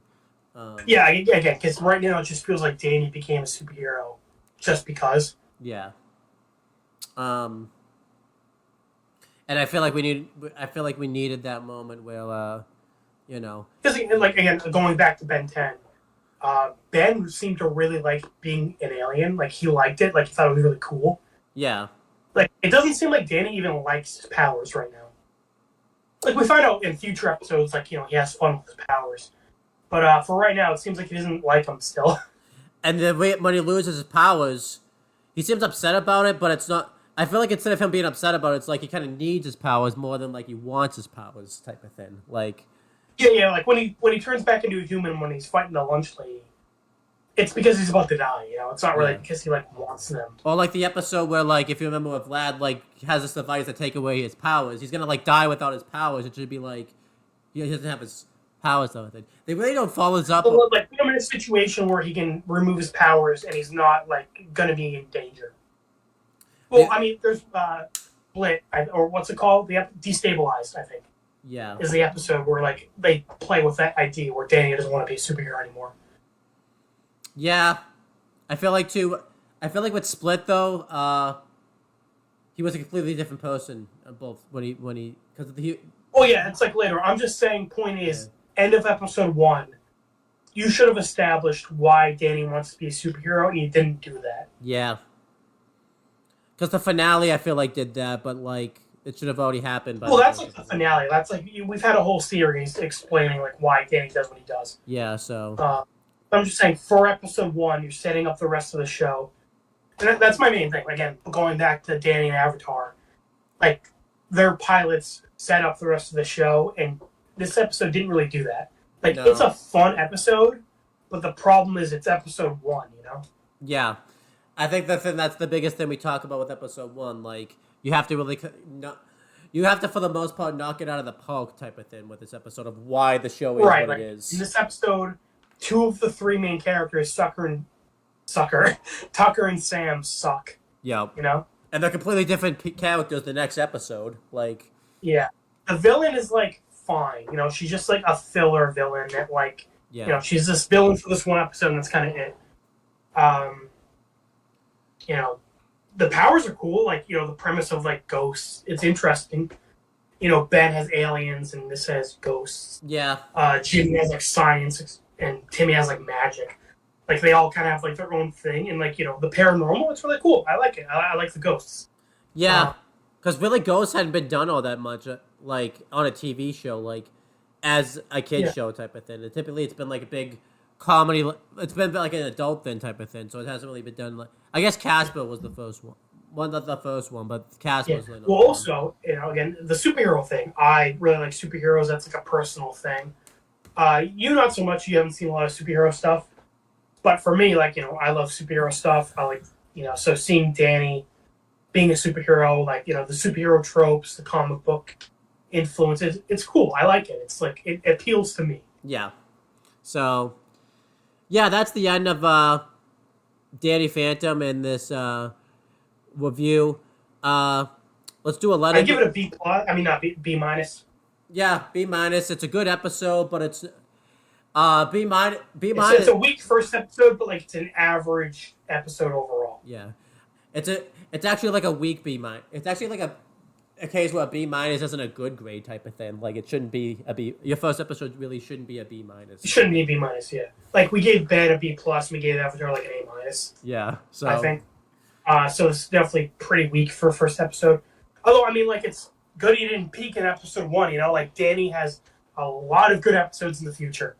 So, yeah. I'm happy for that. But I was just thinking, like, just, like, this episode's just, like, kind of uninteresting comparatively. Yeah, I do wonder, this does make me wonder that what if we were 10 when we watched this? Would we actually have watched this show after this episode? Like, that's really a good question. Like, Something I would have just because, like I said, Danny was unique for its time. Like, there weren't a lot of, like, action shows on Nickelodeon at the time. Yeah. And so, I feel like we did a lot of hating on this episode. Like, I like the episode for the most part. Yeah. I mean, like, it's fine. Like, it's whatever. Yeah, I think I'm leaning more towards a C plus, honestly. Yeah.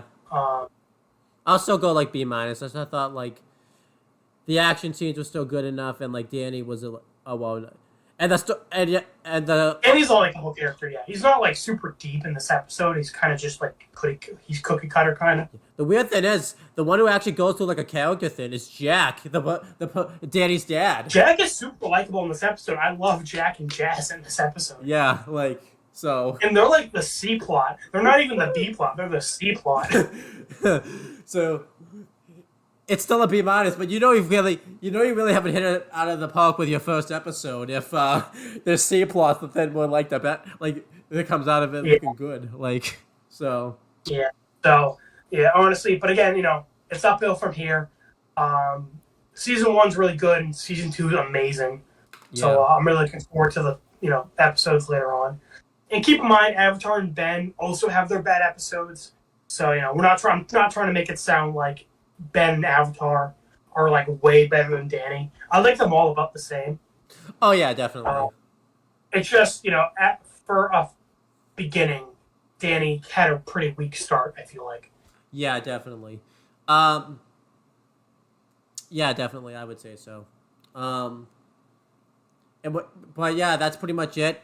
Thank you guys for watching this video. I assume you don't want to plug anything, right? You don't want to. No. Yeah. As for my stuff, just check out this channel. AJ and I are going to talk about it off camera, but we're going to finally make a date to record the Red versus Blue Blood Coach season. So, Chronicles. Chronicles. And then we will say this. We're going to try not to go more than a month. Well, I'm not saying we're going to do this once a month, but we're going to try at least every month to try to make sure that we don't go more than a month without watching a new episode of Danny, Avatar, and Avatar, and Ben 10. So, which hopefully, because I mean, Jesus, we'll never get through those shows if we only do one episode a month. I'm not saying we are doing an episode a month. I'm saying we're going to try not to like go more than a month without make big gaps. Yeah. Yeah. Oh, and for Red versus Blue, I don't know if you said this, but the trailer for the final season got announced, so we're gonna try to catch up by then. Yeah, we're already kind of behind the 8 ball just because like it was a busy schedule for me like when I found out about it at the time. So like yeah, and I'll just tell them more off air, but yeah, that's pretty much it, guys. We're just rambling. Thank you guys for watching. We will talk to you guys later.